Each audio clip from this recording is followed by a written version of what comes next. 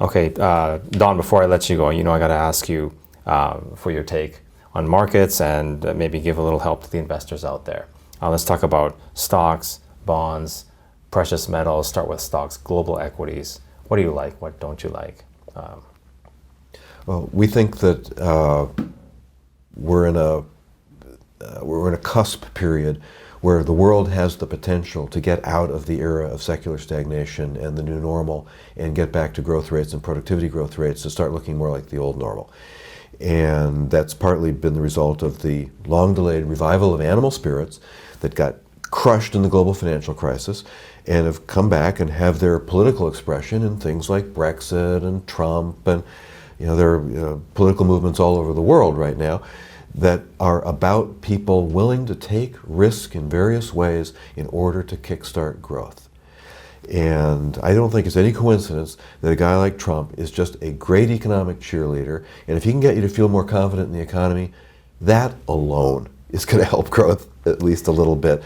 And Brexit is this great adventure for the Brits, and what the Italians are doing now with their so-called populist government, it's all to the good. So that's all very equity friendly. Mm-hmm. It's very bond unfriendly, because the reason you want bonds is because you're looking for a safe harbor.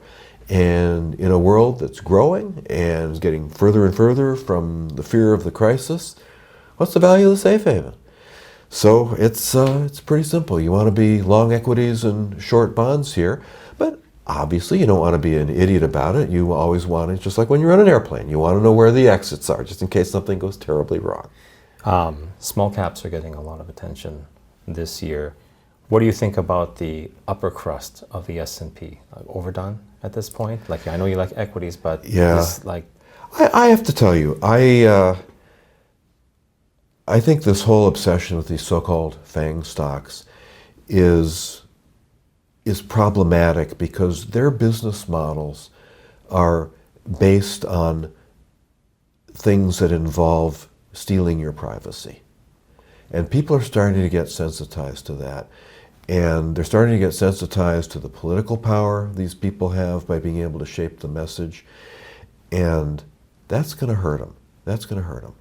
So That's a big portion of the earnings that we're talking about, right? Is those companies, and like I said, the upper crust of the S&P. Yeah. If you're sort of lukewarm on that, where does that put you, though, in terms of the whole S&P 500? Well, so the four Fang stocks are what, about maybe 3 or 4% of S&P earnings? I mean, Apple alone, I think, is 5 or 6%.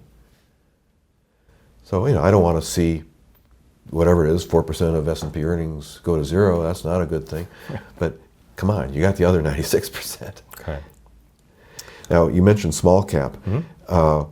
We have an opportunity here with small cap. It's already started to show up, but I think it's got a lot of room to run. The corporate tax cuts that cut the corporate tax rate by 40%, from 35% to 21%.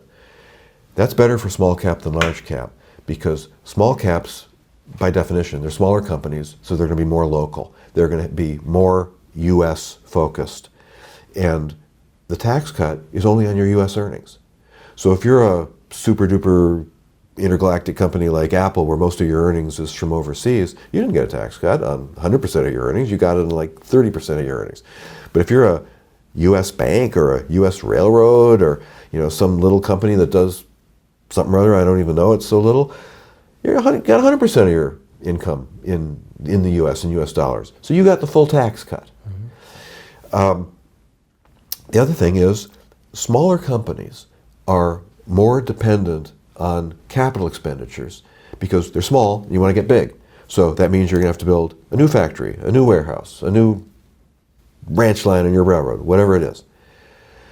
The corporate tax cuts make all capital expenditures better, not because you can expense them right away, although that's true too, but many people mistake what I'm saying for that. I'm talking about something entirely different. If you've got a business plan to build a new factory, you've got this Excel spreadsheet that's saying, okay, here's my labor costs, here's my real estate rental cost, oh, and here's this gigantic cost called my corporate taxes. And that gigantic cost went from being the worst in the world at 35% to being about average at 21%. So you've got a 40% reduction in probably your first, second, or third largest cost. All of a sudden, that new factory makes sense to build because the after-tax profits on it in perpetuity are going to be more. And a capital project is always simply an NPV proposition. You know what it's going to cost you this year to build the factory. What's your income from it going to be on a present value basis? That's a question of your cost function. With the snap of fingers, everybody's cost function just went down. That means that everybody's CapEx just got more valuable. That's why we have seen in the first 2 quarters of 2018, so GDP is given to you by quarter, and the only ones that have been reported so far are first quarter and second quarter. We're soon enough going to have the third quarter. In the first 2 quarters, non-residential fixed investment in the United States, CapEx, was 20% higher than in all of 2017 put together, all 4 quarters. So since the tax cuts were passed, people are pulling out of their drawers these business plans that didn't make sense before. They got it all figured out. The architects already designed it. Just dust it off, build that factory. That's the boom. And small cap is way more a beneficiary for that, if for no other reason that when large companies do CapEx, it's just a tiny little increment to their income. Small cap companies, you could double your income, triple your income, if you could just do that project, and now you can. Yeah. Now you said you in general don't like fixed income. Are there any opportunities within bonds you might look at? Corporate, high yield? Is there anything in there that you think is relatively attractive? No.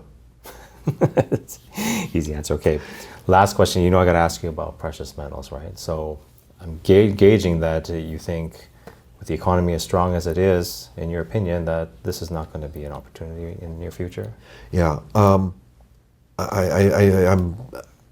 know what you'd like me to say, but what I am going to say is that I want you to give me the Don Luskin answer. Okay. That's why we're here. I want to establish my bona fides, so I want to say that I am not at all, a cynic or a skeptic about precious metals investing or gold. I mean, I totally get it. I wish we were on a gold standard. I'm with Alan Greenspan. It's all good.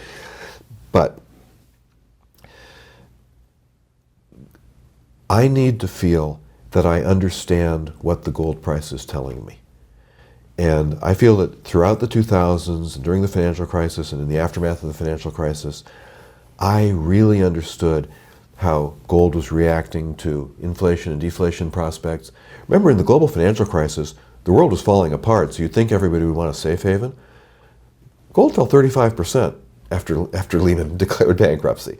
Now, it was the first risky asset to recover, but it's not exactly a safe haven when the world is ending. Like, treasury bonds are better than that for that kind of crisis. But then when the central banks of the world did all the stuff that they did to save the world, and investors made an assumption that turned out not to be true, that was going to create a lot of inflation. Well, gold went to 1900.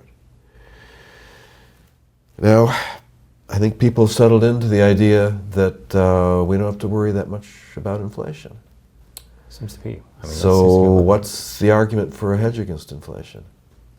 I guess the idea is that when you need it, it'll be too late. And so you get some now. Just like you might hold some treasuries now. Fair enough. You don't get the insurance after the fire diversification is an end in itself. Yeah. But when you ask me which asset classes do I like, I'm telling you it in an absolute sense. Yeah. I'm being agnostic about the idea that every investor, including me, believe me, I own lots of bonds and I own lots of gold. Yeah, fair enough. But it's part of a diversified portfolio, Yeah, and right. it's a hedge because it's exactly what you say. I also have lots of guns and ammunition and penicillin. All right. Let's end on that.